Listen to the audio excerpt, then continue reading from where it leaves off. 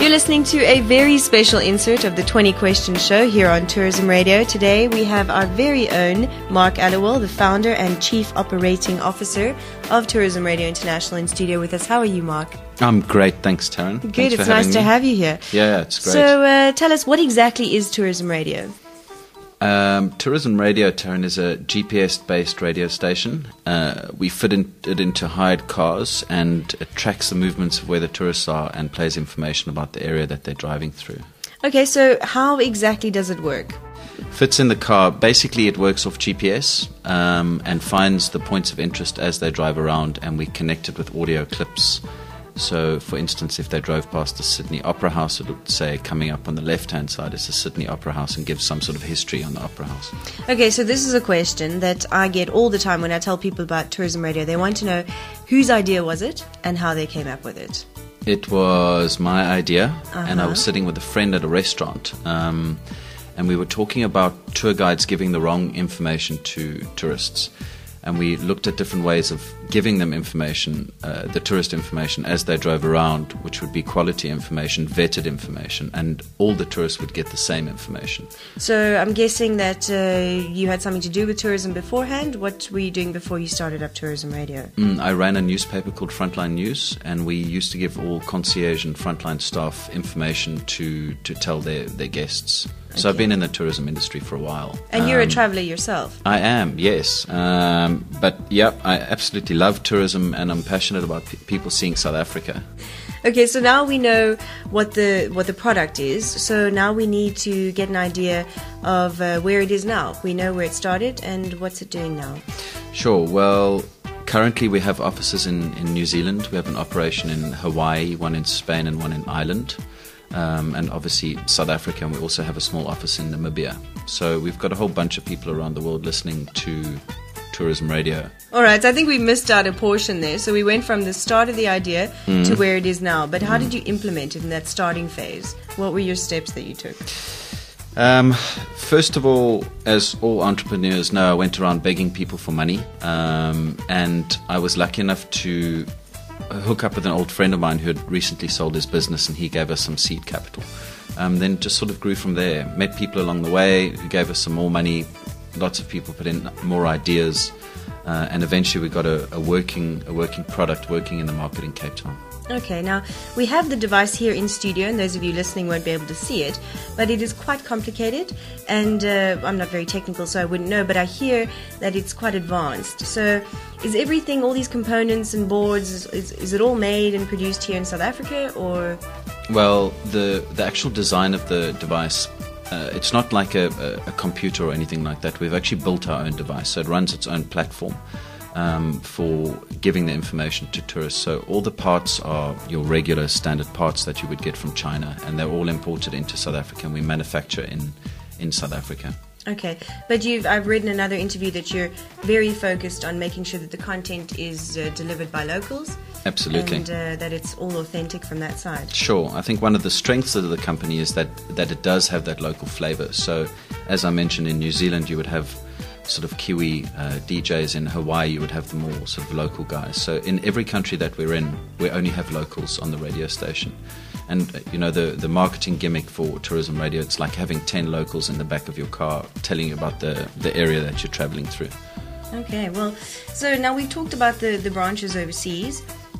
What is the vision for Tourism Radio International over the next sort of period, 3 to 4 years? Sure. I think that the hardware that we have at the moment will eventually get phased out because of cell phone technology. So that's really where we're focusing at the moment. In 2008, we expanded quickly, and we got lots of devices out in the various countries that I've mentioned. But I think going forward, 2009, 2010, we'll be focusing on our web application, where you'll be able to get the same information and download it to your cell phone and hear information as you drive around. It's a very exciting development. When are we expecting that to launch? Your guess is as good as mine. Probably end of April, barring a catastrophe. And then we'll start a soft rollout with a couple of thousand people and make sure that we don't have any bugs, and then we'll take it to mass market. Okay. Google, watch out. All right. What are the company's business objectives? Quite difficult, I would say. Business objectives, obviously we're here to make a little bit of money. We're here to have fun. We're a young company with all young employees. So I think getting a nice balance in life, to have fun at work, be creative, get a lot out of it, and make some money. Okay. Now, you've traveled obviously extensively and with Tourism Radio. So give us just a few of the best moments overseas with Tourism Radio, well, even in South Africa if you wish. I would say from the startup, getting the telephone call from our initial investor saying that he was going to invest. Are you allowed to divulge his name? Yeah, his name's Paul Simon, and he started a company called YDE in South Africa. So he gave us a little bit of money, and it really was a little bit of money, and I think it shows as an entrepreneur, all you need sometimes is a little bit of money to start up. I mean, these days you can't even buy a second-hand car for the amount of money that we got given. I'd say traveling around Hawaii, hearing Tourism Radio was quite enjoyable. Being in the rain for 2 months in New Zealand was lovely. What else? I think there's lots of things. Probably the best thing is hearing our jingle in 4 or 5 different countries over 1 year, whether it was Ireland, Hawaii, New Zealand, Spain, South Africa. It's really nice to just sort of hear your stuff in all these different countries and knowing that tourists are going to listen to it. So, as a company, what would you say is your biggest asset? I would say our biggest asset is our creativity and our energy. Probably the staff. Good answer. Yeah, you like that. Yep. Yeah. So we did actually cover this a moment ago about technology changing and progressing. But what do you regard as a major challenge facing the industry, both locally and internationally? We're talking about tourism, technology, the works. Sure. I think tourism would be the small-mindedness of certain people in certain industries, and we've picked that up all over the world. Technology-wise, I think for a small company like ours, keeping up with technology is always difficult. It costs a lot of money, resources, things like that. So you always find that the smaller technology companies get eaten up by the big companies. So we'd like to stay a small company for a while and then get eaten up by a big company. And on that note, when you were bought out by an international venture capitalist last year, tell us about that experience. Well, basically they saw us on Discovery. We were a new invention, and they came over to South Africa to see us. Offered us a whole bunch of cash, and we said thank you very much, and they put some things in place, so we had a much bigger staffing complement. Obviously we could expand faster because we had some money coming in, so we were quite lucky as a small business. In fact, incredibly lucky. Okay. Now we're getting into the really juicy stuff, so sure. Brace yourself. Mm-hmm. Any dark secrets you just have to share with us? Some sort of skeleton that needs to be exposed? No, I don't have any dark secrets. All right. I'm quite open.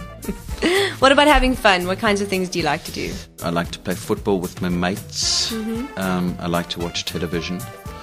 So you're living right on the edge there. I like to be fed by my wife, which is quite nice. I like to bodyboard. Mm-hmm. I don't drink much because my liver's broken. So I've got quite a boring life, really. I'm married. That sounds about par. Yeah. So little birdie told me that you're a big extreme sports junkie. Oh, I'm crazy. Oh, I can crazy. See. Listeners, if you could see this man is the devil. So, if you look at someone like Richard Branson, we mentioned him earlier, he had his reality show, The Rebel Billionaire. Now, on that show, contestants were not only tested on their entrepreneurial skills, but also their sense of adventure, a bit like The Apprentice with abseiling. So, have you ever done anything that extreme? And would you? I've run from the bulls 5 times. In Pamplona. I went to Pamplona 7 times, hence the liver. Yes. What else? I don't jump from things. No, Bungee you're not a jumper. No, I'm not a jumper. I drive a fast car. Okay, one last question before we wrap it up on today's special insert of the 20 Questions Show here on Tourism Radio.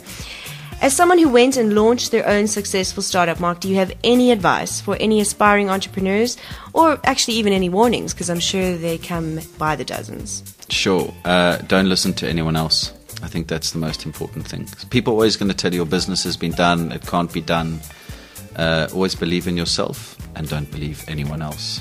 Okay. The cheese stands alone. Mark Allewell, thanks for joining us today on Tourism Radio, our special insert of 20 questions. It's been great having you. Thank you. Thank you very much. Thanks again for tuning in to Tourism Radio's special insert of the 20 Questions show. Stay tuned. We've got a great lineup ahead.